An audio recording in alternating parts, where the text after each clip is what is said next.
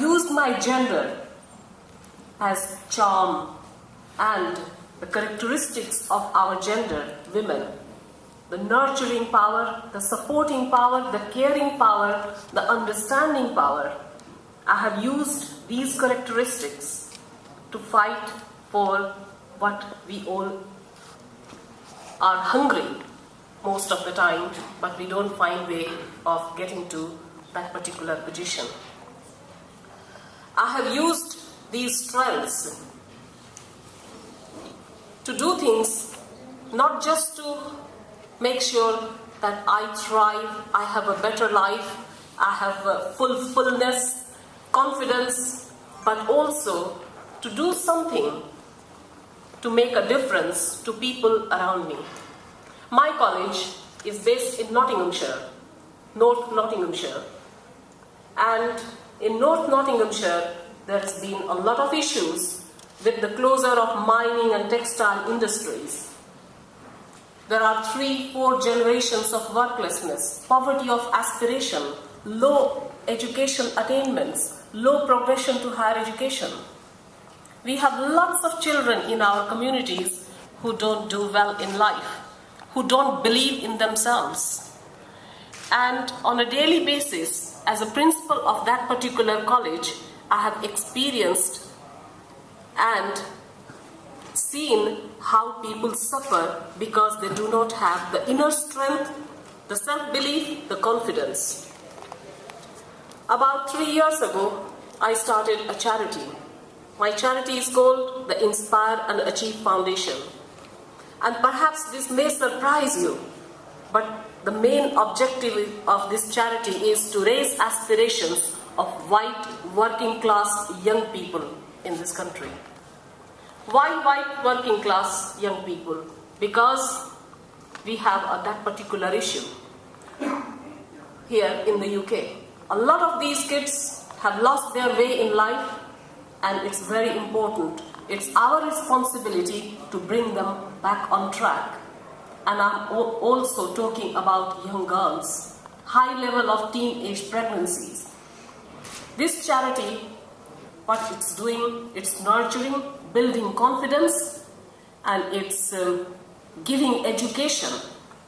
Remember, education is that silver bullet which is going to provide the long-term sustainability about developing girls, women, and everybody else. So this charity is about educating, building confidence, nurturing, supporting, housing, feeding, making them feel safe and secured where they are. And let me share this with you. In the last 3 years, we have seen a number of young people come through the system. Now they have the self-confidence, they have a career, they are progressing to higher education, and they have achieved something in life. 6 months ago, I had a meeting with these students. I always go around and talk to these people, and the difference I notice when they started and when they finish, the level of confidence, the self-belief what they have gained as a result. A young girl said to me, I came to your college with nothing. I'm leaving your college with lots of qualifications, but more importantly, a lot of confidence. Mrs. Kemka, thanks for giving me that opportunity, because my mother always told me that I can have a career, and a beautiful career, but that is to become a prostitute. My heart wept, and this is not an isolated situation. So when we talk about gender issues, when we talk about issues in our country, and also doing something to develop our women in the world, it's not an issue isolated to India. This issue is prevalent in this society and in a developed world where people feel that they have achieved a lot in life. So making that difference and giving people chances to fulfill their own dream and career, but understanding, trying to understand what is coming in the way.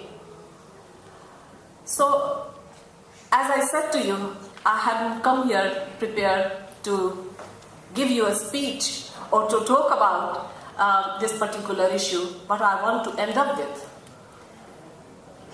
going back to the theme of the conference: education, empowerment, self-belief, confidence, doing something using our own characteristics of womanhood to make a difference to this world where these key characteristics are going to nurture, provide that support, and really make a difference where the difference needs to be made.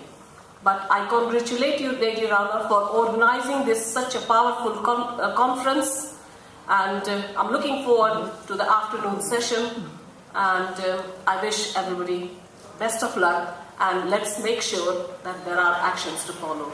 So thank you very much, ladies and gentlemen. Thank you, Asha. Just want to correct this. We have a session immediately after this, before lunch. So it's not after lunch. We will be having Baroness Flader, Lord Patel, Kamala Lakbir, she is the US Consul General, and others. We'll be having them right now. I'd just like to sum up this session before we take a couple of questions. I'm very passionate about the idea of holism in the development of human beings, not just women, but because women are disadvantaged, I would consider them a disadvantaged group in the world because of societal problems. I just want to speak about holistic development in a way which is more metaphorical, but also within our scriptures. Within our scriptures, we speak about the power of Shakti, a fourfold power of Shakti. I'd just like to leave you with that thought, so I'll mention it now. She touched upon that, but when we talk about the Mahashaktis, which is really the four archetypes of being in this world, if you were to look at anybody, they are either one of these archetypes or a combination of two or a combination of three or all four of these archetypes if they are completely contained within themselves as human beings. So the four archetypes are those who are far-seeing, who are wisdom givers. So Maheshwari, the power of Maheshwari, who has far-sightedness, wisdom, vastness, and compassion to see and to lead. The other is Mahakali, who has the surgical force to correct evil, great tolerance, great power, a downward power rather than a white power for immediate action for removal of evil in the world. That's also the Devi. The third force is Mahalakshmi, the power of rhythms, the power to connect, the power to create rhythms and beauty and music and beautiful temptation that brings all together, that brings diversity and creativity and beauty in the world. And the fourth power is the power of Mahasaraswati, which is really skill in works, the scientist, the kumhar, the one who understands things at a micro level and makes them perfect.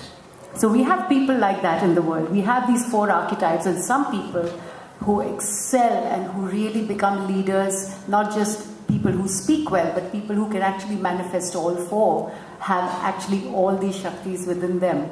And so I would say when we talk about holistic development, when we talk about sustainable development, especially for women in general, not just women of Indian origin, we have to look at all these four powers working within them, and none of them suppressed by a narrative of society or a narrative of a family. So that is what I would like to stress here. Look at all these powers as beautiful powers. So the power of force and the power of surgical force is not an abused power. It's a beautiful power when needed to achieve what is true and what is right. So with that, I'd like some questions very quickly before I ask my co-chair, Rekha, to give a vote of thanks.